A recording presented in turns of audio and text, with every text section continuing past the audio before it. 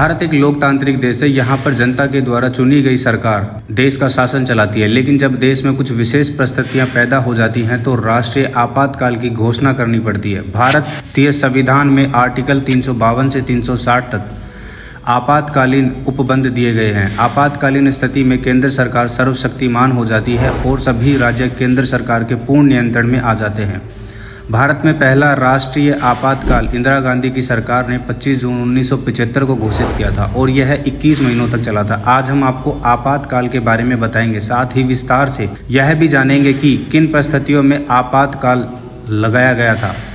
इंदिरा गांधी द्वारा 1959 में 14 बैंकों का राष्ट्रीयकरण करने से भारत के बैंकों पर अमीर घरानों का कब्जा खत्म होने और प्रीवी पर्स यानी कि राज परिवारों को मिलने वाले भत्ते खत्म करने जैसे फैसलों से इंदिरा गांधी की इमेज गरीबों के मसीहा के रूप में बन गई थी। अपने सलाहकार और हिंदी के प्रसिद्ध कवि श्रीकांत वर्मा द्वारा दिए गए एक गरीबी हटाओ के नारे ने देश में इंदिरा गांधी की छवि को गरीबों के मसीहा के रूप में परिपक्व कर दिया था।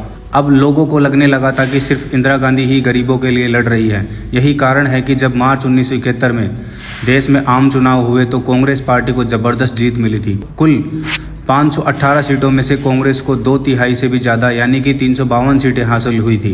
प्रदेश के वाराणसी में प्रखर समाजवादी नेता थे। उनके इंदिरा गांधी से कई मामलों पर नीतिगत मतभेद थे, इसलिए वे कई बार उनके खिलाफ रायबरेली से चुनाव लड़ रहे थे और हारते आ रहे थे। वर्ष 1971 में भी उन्हें हार का सामना करना पड़ा, लेकिन उन्होंने इंदिरा गांधी की इस जीत को इलाहाबाद हाई कोर्ट में चुनौती दी और यहीं से शुरू होता है देश में राजनीतिक उथल पुथल का दौर। वकील शांति भूषण थे, जो उस समय के प्रसिद्ध वकील थे। हाई कोर्ट में दायर याचिका में राजनारायण ने इंदिरा गांधी पर सरकारी मशीनरी और संसाधनों के दुरुपयोग और भ्रष्टाचार का आरोप लगाया। यह मामला राजनारायण बनाम उत्तर प्रदेश के नाम से जाना जाता है।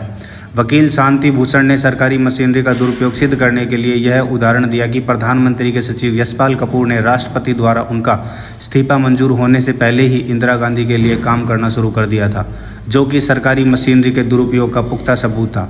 उस समय के इलाहाबाद हाई कोर्ट के जज जगमोहन लाल सिन्हा ने अपने फैसले में माना कि इंदिरा गांधी ने सरकारी मशीनरी और संसाधनों का दुरुपयोग किया है। जनप्रतिनिधि तो कानून के अनुसार उनका सांसद चुना जाना अवैध है। अदालत के अगले 6 साल तक उनके कोई भी चुनाव लड़ने पर रोक लगा दी। ऐसी स्थिति में इंदिरा गांधी के पास राज्यसभा में जाने का रास्ता भी नहीं बचा था। अब उनके पास प्रधानमंत्री पद छोड़ने के सिवाय कोई दूसरा रास्ता नहीं था।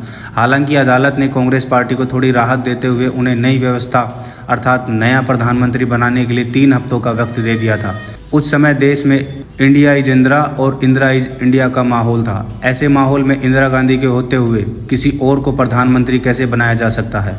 इसके अलावा इंदिरा गांधी अपनी पूरी पार्टी में किसी पर भी विश्वास नहीं करती थी। इस संकट के समय में कांग्रेस के तत्कालीन अध्यक्ष DK बरुआ ने इंदिरा गांधी को मुख्य सुझाव दिया कि अंतिम फैसला आने तक वे कांग्रेस अध्यक्ष बन जाएं और उन्हें प्रधानमंत्री का पद सौंप दें। उस समय के पत्रकारों के अनुसार जब प्रधानमंत्री आवास पर चर्चा चल रही थी, उस समय वहां संजय गांधी आ गए और अपनी मां को कमरे से बाहर ले जाकर सलाह दी कि वह इस्तीफा ना दें। उन्होंने इंदिरा गांधी को समझाया कि यदि उन्होंने प्रधानमंत्री पद से इस्तीफा दे दिया तो फिर वह व्यक्ति इस पद को नहीं छोड़ेगा और आपके द्वारा बनाई गई पार्टी में जो पकड़ है वो खत्म हो जाएगी।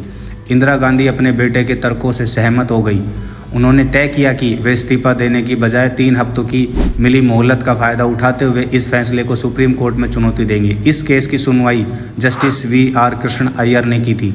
जज ने अपने फैसले में कहा था कि वे इलाहाबाद हाई कोर्ट के फैसले पर पूर्ण रोक नहीं लगाएंगे। सुप्रीम कोर्ट ने इंदिरा गांधी को प्रधानमंत्री बने रहने की अनुमति तो दे दी, लेकिन यह भी कहा कि वे अंतिम फैसला आने तक सांसद के रूप में मतदान नहीं कर सकती। JP का आंदोलन, कोर्ट की उठापटक के बीच बिहार और गुजरात में कांग्रेस के खिलाफ छात्रों का आंदोलन भी उग्र हो रहा था।